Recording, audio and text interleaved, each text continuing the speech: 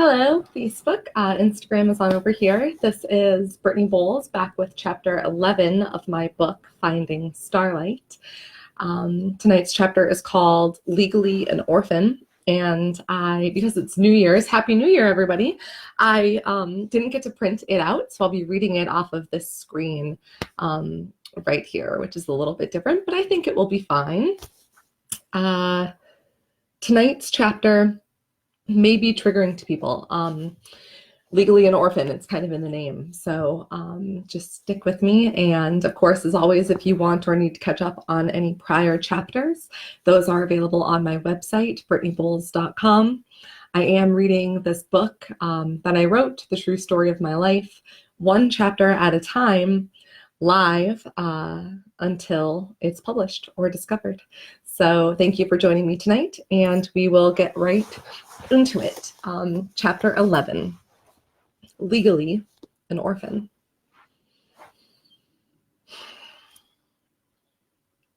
When I got back to Minnesota, everything felt different in the sense that it was painfully the same, while I had grown beyond it. I tried to slide humbly back into my life, but whatever attitude I had acquired while I was out west became yet another point of contention in my house. I was starting my freshman year as a 14-year-old Christian, but by the way I was treated by Dad and Jane, you'd have thought I was a criminal delinquent. I think I was grounded the entire time, from when I returned to Arizona until my birthday in December that year. The only way I was allowed to leave the house or to have friends was to go to church. I told Katrina. Sorry, I'm having screen problems. 1 second. The only way I was allowed to leave the house or to have friends was to go to church. And even they came to hate that, I told Katrina. Did they take you to church? She asked, surprised. No, I shook my head. No way. Dad hates religion. One time we had a huge fight and he threatened to burn my Bible.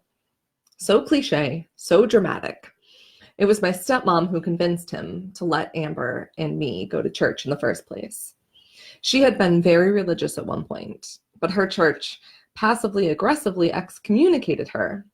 Jehovah's Witnesses look down on premarital cohabitation, apparently. Katrina nodded. Jehovah's Witnesses were notoriously unforgiving of their own.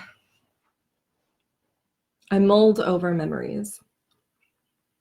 Some of the best friends I ever made were at that church. I began. It's where I started to decide what kind of person I was going to be, that I wouldn't become a statistic like my mom. Man, did I ever immerse myself in it. Laughing as I remembered my zeal, I told her, I literally referred to myself as a Jesus freak. I read New Age Christian books. There are probably people who found Jesus through me. Not that that's a bad thing. I looked at her more seriously and said, honestly, I still think Jesus was pretty great. He taught me a lot about love and forgiveness. For me, the end of the Christian journey came in pieces. At first, it was the way the church reacted to some of the ragtag people I brought around. Lesbians, smokers, that kind of thing. Then it was the church's inability to answer questions about inclusion. Jesus, well, really, Christianity, was the only way to God, they said. For a while, I tried to believe them, but it felt wrong. I loved my church friends and community, but that wasn't enough. I think it was when my mom died that I finally turned away. I realized that I didn't believe in the Bible anymore, or in their version of God. The Bible says, once your name is written in his book, it cannot be erased. But it also says that the greatest sin of all is to turn away from God. I said, screw it. I'm turning my back on you like you did on me. and I guess I was banking on my get out of hell free card. We both laughed. It was silly after all. Religion helps people, though, I acknowledged. It changes lives.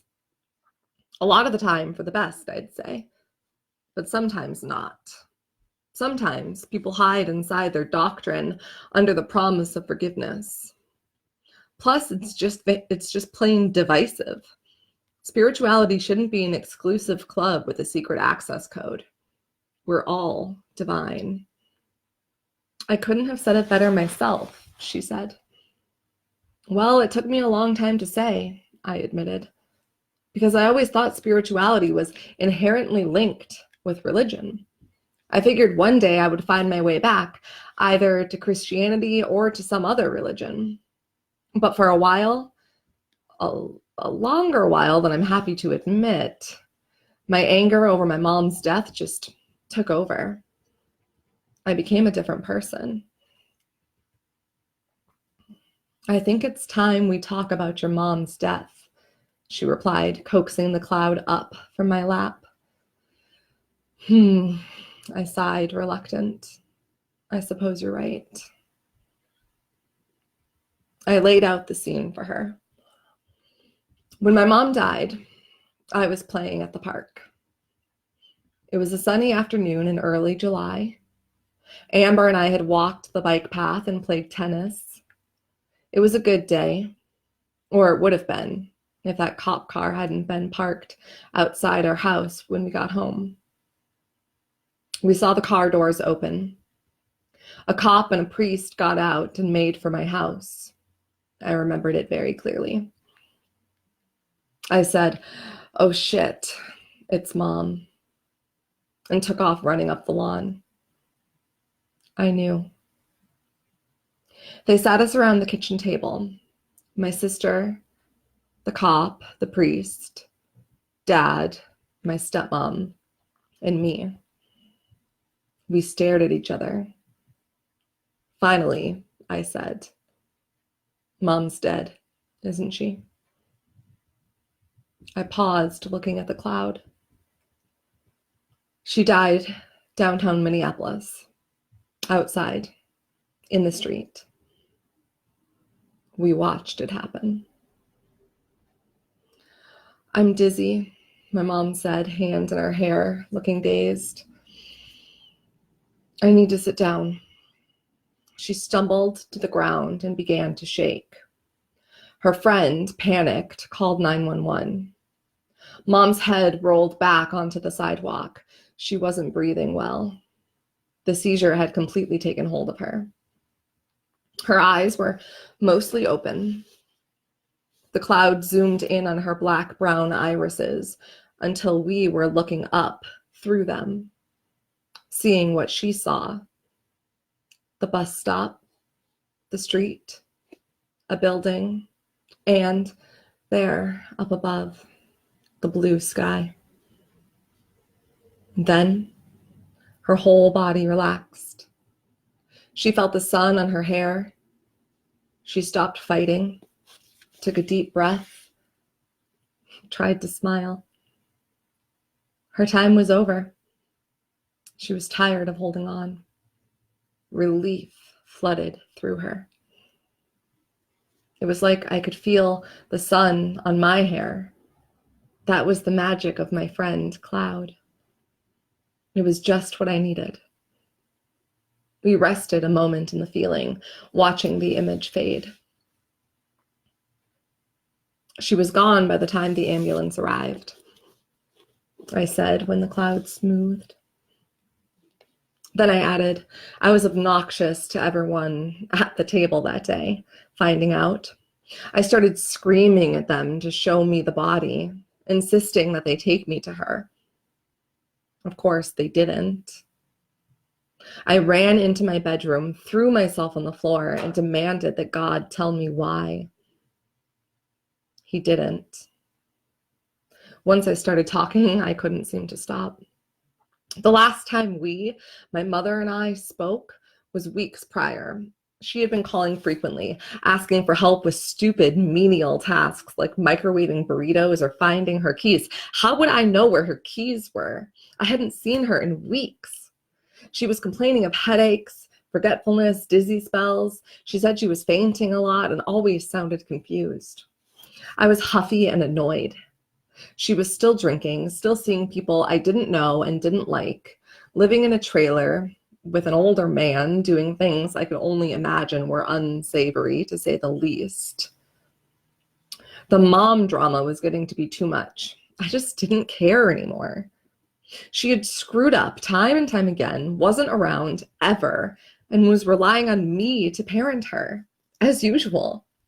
I was sick of giving her relationship advice in one breath while assuring her that I had no interest in sex with my next. I was a Christian, for goodness sake. I didn't want to hear about her exploits, her fake injuries, or another miscarriage, rape, whatever. She always had some outrageous tale.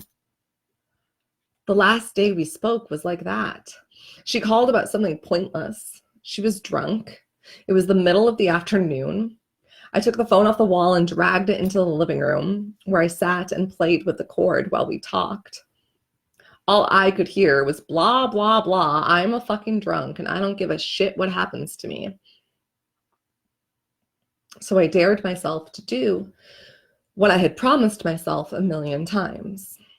I made myself say the words from what I imagined was a place of love and compassion, but was, in hindsight, fairly self-serving and cruel. You know what, Mom? I said.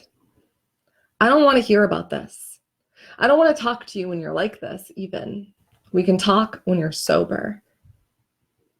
She pleaded with me, of course. She needed me. I was all she had. Call me when you're sober, I said again. Then, click. I slammed the phone back on the receiver. Call me when you're sober. Those were the last words, my last words to her, my own mother. Looking back at the cloud, remembering what it had shown us, I said, her last words were, I feel dizzy. Katrina was all compassion, leaning forward on her mushroom. I felt like she was drawing this out of me, even though she had hardly said a word. Oddly, as I poured it out, I felt better and better. It was cathartic. So then it was time for the funeral. Well, funerals. I exaggerated the S sound. Cloud, I asked it. Want to show us some of the chaos that was a 15-year-old girl planning and executing 2 funerals 1,000 miles apart? It obliged by flashing tidbits of scenes as I described them. First, we saw a Sunday morning at church youth group. What's wrong? Someone die? He asked, hugging me around the shoulder with one arm and smiling at me in the way he always did when I was being grouchy. My best friend, Dan Kay, was a long, blonde-haired, blue-eyed, rosy, round-cheeked teenager. Actually, yeah, my mom did, I told him. He was appropriately mortified. The next scene took place outside the front doors of the church. To Katrina, I said, this was at the Minnesota funeral. A bunch of my friends came for moral support. Some of them were less than supportive, but not on purpose. How are her ashes getting to California? Are you, taking them with you? Are they your carry-on? My friend asked. She was trying to lighten the mood in her frank way, which I appreciated at the time, from a distance, like I was watching it on TV. Yeah, her ashes are in that little box up there on the altar, and I'm just packing them in my bag and bringing them with me. She's coming on the plane. I tried to sound casual. Inside the church lobby, another scene unfolded. What is he doing here? I snarled, balling my hands into fists. Luke, the ex-boyfriend with the cold house, was there at the funeral. I was getting ready to unleash my hatred upon him and demand that he leave. It's your mom's funeral, Britt. You need to just let it go today. Walk away, my friend said. But I hate him. Do you even know what he did to her? How much he hurt her? What I had to watch? What my baby sister had to watch him do? He shouldn't be here. The cloud interrupted itself to jump to a conversation with my dad in the basement bedroom. Your mom owed me some money, he said. I'm going to put this money you're getting now from Social Security into a savings account until you turn 18. But you need to agree to pay back the $6,000 she owes me once you turn of age. That's our agreement now, okay? Cloud moved to another conversation, this time with Jane. Your eulogy was more of a sermon, she said. You could have put a little more feeling into it. That's what I'm always trying to tell you. You don't ever feel anything. How one could stand up at one's own mother's funeral and not shed a tear is beyond me. Don't get me wrong, you're a good speaker. You're good at getting people to like you. But when it comes to emotions, you're hard as a stone. Cloud let her voice and the funeral chaos fade, smoothing and fluffing itself back to a lap-sized creature and coming to rest on my legs. I became a ward of the state when my mom died, I explained to Katrina. I was legally an orphan, which meant that I was technically up for grabs to any family member who wanted to stake a claim. Since there was so much money involved, it seemed likely that somebody would do so. At least that's what people said, what my dad said. My closest living relatives had to be notified of her passing and my new legal status. My dad got a lawyer. We started proceedings for temporary guardianship to be awarded to Dad before I would be allowed to leave his home or the state. People kept asking me, is this what you want? I didn't know what I wanted. Not really. My sister needed me and I needed her. But Dad and Jane's house was miserable. More than anything, I wanted out of that house. I wanted to get away, to start over. I wanted a chance to be happy and free. It felt really good to say this out loud to Katrina. But I couldn't leave my sister. Would not leave her, I clarified with conviction. I had made that choice the previous summer at the end of my time in Arizona. It felt a lot like the custody battle when I insisted on staying with Mom, even though I knew what I was getting into. I was 15 years old at this point. That was a great credit with the legal system, I was told. My opinion and wishes would be taken into consideration. 3 sisters on my biological father's side were notified. They were hardly older than I was. His youngest daughter wasn't even an adult yet. My aunts and uncles were given the chance to stand up and take me. Everyone just kept asking, what do you want? What I wanted was for someone to say it, to acknowledge that they knew how bad things were at home, and find a way to get us both, my sister and me, out of that situation once and for all. What I wanted was for someone to rescue me for once. But alas, it was for me to decide. I chose to stay. After the initial paperwork was filed, and I was safe from anyone swooping in to take custody of me, I was allowed to head back out to Arizona, like I had been planning to do before any of this happened.